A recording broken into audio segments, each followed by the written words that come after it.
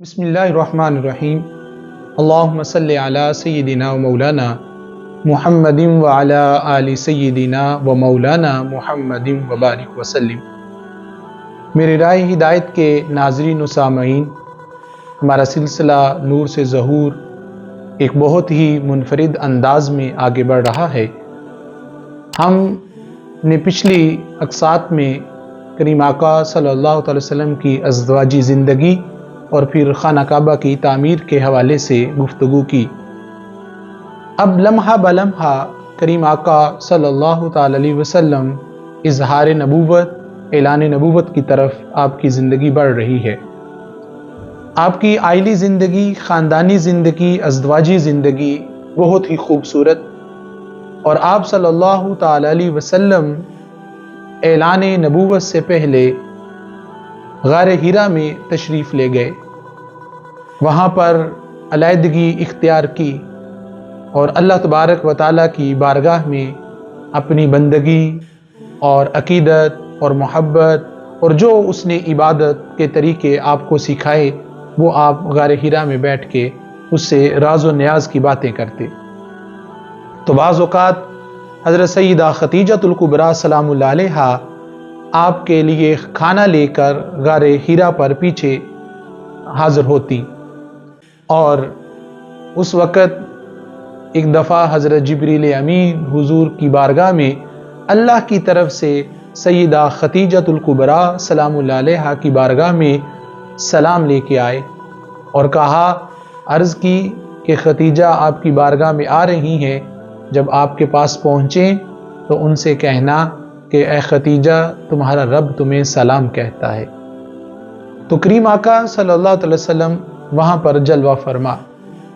آپ صلی اللہ تعالی علیہ وسلم کے اعلان نبوت سے پہلے، اظہار نبوت سے پہلے، آپ صلی اللہ تعالی علیہ وسلم کی نبوت کی نشانیاں ظاہر ہو رہی تھیں۔ آپ کی پیدائش پر جو نشانیاں ظاہر ہوئیں، اور اسی طرح آپ پروان چڑھ رہے تھے، آپ کی عمر مبارک بڑھ رہی تھی، تو ساتھ ساتھ نشانیاں بھی کھلے عام واضح طور پر سامنے آ رہی تھی۔ اب جب اعلان نبوت کا، اظہار نبوت کا وقت قریب آیا تو اس وقت پھر بہت سارے علماء یہود اور نصارہ کے جو تھے وہ آپ صلی اللہ تعالی علیہ وسلم کے حوالے سے پیشن گوئیاں کرنا شروع ہو گئے۔ عرب میں موجود 4 لوگ، جن میں پہلا نام زید بن عمر اور ورقہ بن نوفل اور عبید اللہ بن جہش اور چوتھا انسان عثمان بن حویرث، یہ 4 لوگ تھے جو عرب میں رہتے ہوئے بھی عرب کی بت پرستی میں شامل نہیں ہوتے تھے۔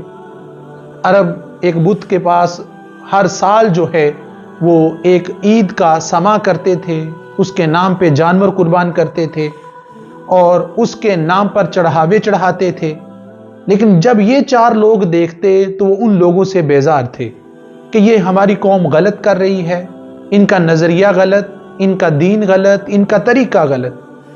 کوئی تو ہے جو وحدہ لا شریک ہے، جس نے ہمیں پیدا کیا، ہمیں اس کی عبادت کرنی چاہیے۔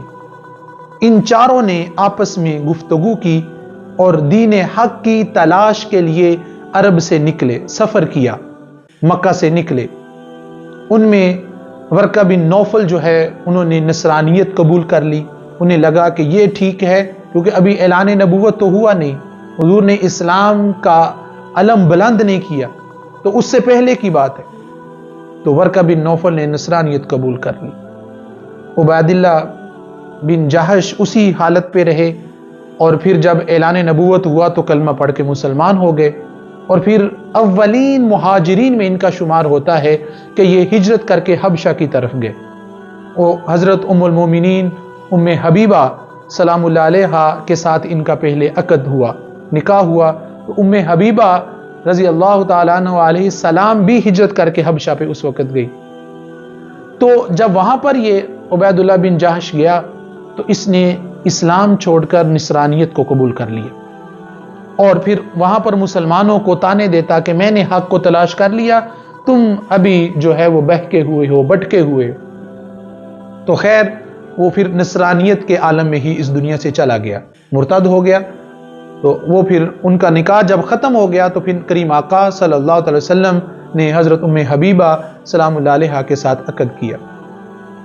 اسی طرح جو تیسرا شخص تھا عثمان بن حویرث، یہ روم کی طرف نکل گیا اور روم میں جا کر یہ شاہی خاندان کے ساتھ وابستہ ہو گیا۔ اس نے نہ نصرانیت قبول کیا نہ جو ہے وہ یہودیت کو قبول کیا۔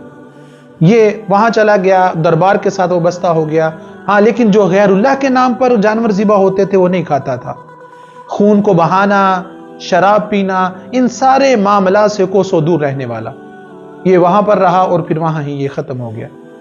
اور جو زید بن عمر بن نفیل ہے، حضرت اسماء بن کہتی ہیں کہ میں نے اس کو بڑھاپے کے عالم میں دیکھا کہ یہ خانہ کعبہ میں بیٹھا ہوتا اور بیت اللہ کے طرف پشت لگا کے بیٹھا ہوتا اور کہہ رہا ہوتا گروہ قریش کو اور اہل مکہ کو کہ تم جو غلط کر رہی ہو وہ غلط ہے، تم دین ابراہیمی پر پلٹ آؤ، دین حنیف پر پلٹ آؤ، تم غیر اللہ کو ماننا چھوڑ دو، ان بتوں کو ترک کر دو، ان بتوں کی عبادت کو چھوڑ دو۔ لیکن کوئی اس کی بات سننے کے لیے تیار نہیں تھا۔ ایک خوبی اس میں یہ بھی تھی کہ اہل عرب جو اپنی بیٹیوں کو زندہ درگور کرتے تھے، تو جب زید بن عمر کو پتہ چلتا کہ کسی کے گھر بیٹی پیدا ہوئی ہے تو یہ اس کے پاس چلا جاتا کہ تم اس کو زندہ درگور نہ کرو، یہ مجھے دے دو۔ یہ اس کی پرورش کرتا، اسے جوان کرتا، پھر اس کے والدین کی طرف آتا کہ اگر آپ اس کو واپس لینا چاہیں تو میں آپ کو واپس دے دیتا ہوں، اور اگر اس کو آپ واپس لینا نہیں چاہتے تو پھر جو ہے وہ میں اس کی شادی کر دیتا ہوں۔ تو وہ اس طرح کرتا رہا، اور پھر ایک دفعہ دین حنیف اور حق کی تلاش کے لیے نکلا تو اسے ایک یہودی عالم ملا، تو اس نے اسے کہا کہ مجھے حق کی طرف لے کے جاؤ۔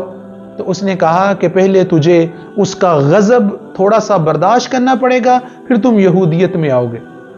تو اس نے کہا میں تو اس کے غضب سے بھاگ رہا ہوں، میں تو اس کی رحمت تلاش کر رہا ہوں، میں تو اس کے کرم اور اس کے دامن رحمت میں آنا چاہتا ہوں، اور تم مجھے جو ہے وہ اس کے غضب میں لے کے آ رہے ہو، لہٰذا میں نہیں اس میں آنا چاہتا۔